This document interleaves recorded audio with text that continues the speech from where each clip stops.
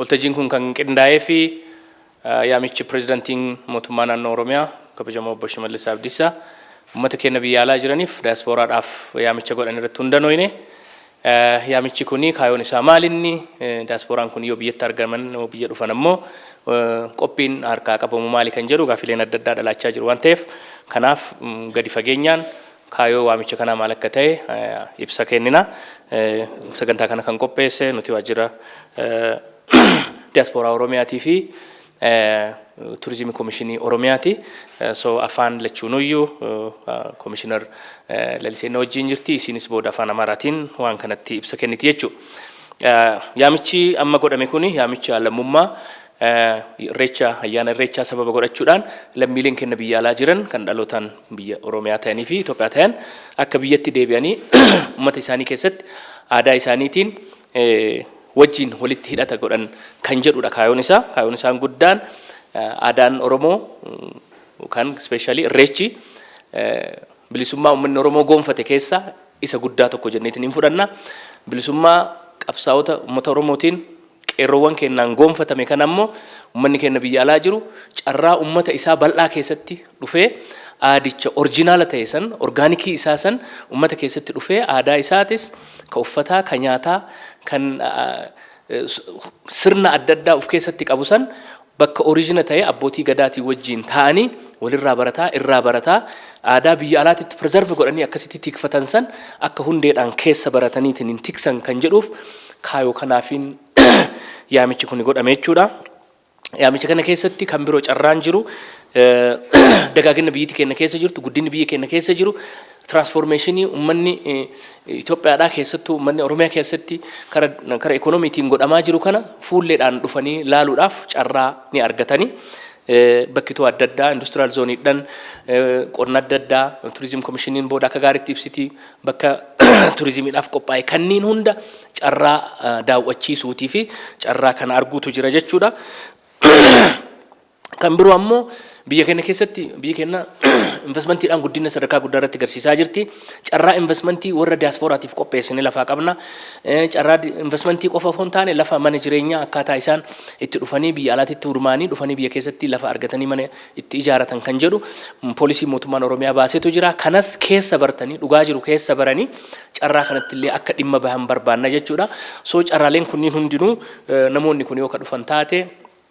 wanni kun hundinuu kan qophaa'ee lafa jiru ta'uu ibsuu barbaanna. Kan biroo hogganoota keenya wajjin jechuudha. Aangawoota mootummaa gurguddaa ta'an wajjin taa'anii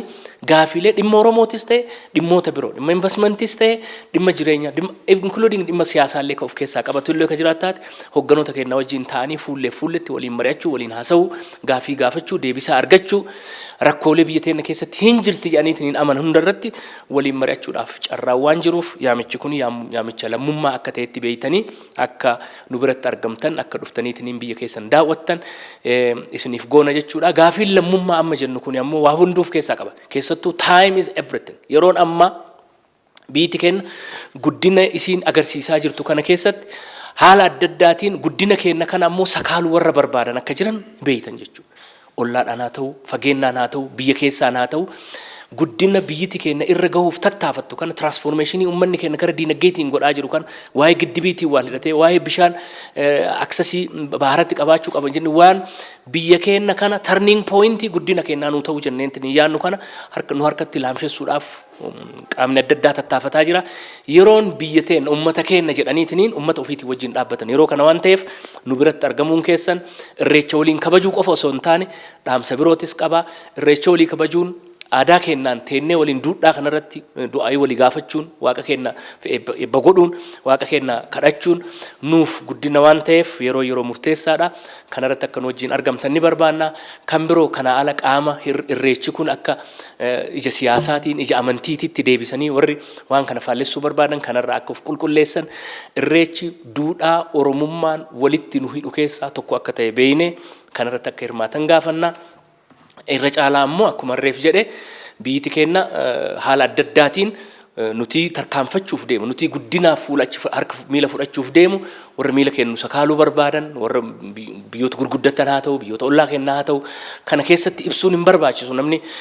haala addunyaa kana jala deemu hundinuu ni argaa yeroon kuni yeroo ummata ofii bira dhaabbatanii mootummaa kana bira dhaabbatanii even political difference illee akka qabaatan taat yeroo biyya ofii keessatti deebi'anii akka biyyummaa ofaa lammummaa isaa yeroo itti falmata waan ta'eef dhuftaniitiin akka waan kanarratti hirmaattan yaamicha obbolummaa yaamicha lammummaa yaamicha biyyummaa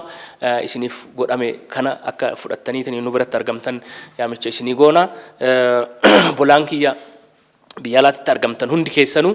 maatii keessanii wajjin ijoollee keessanii wajjin of course yeroo iskuulaallee haa ta'u haala danda'ame hundaan qaamaan dhuftanii biyya keessan keessatti akka argamtan yaamichi kun kanaaf isinii godhame yaamicha kana kabajanii asitti yoo argamtan ammoo qaamni waan kana geggeessu komiteen itti ijaaramee ka keessummeessu ka waan amma ka vizitii adda addaatiif deemamuu qabu kana hunda kam qopheessu hanga sadarkaa Ethiopian Airlines irraa diskaawuntiileen adda addaa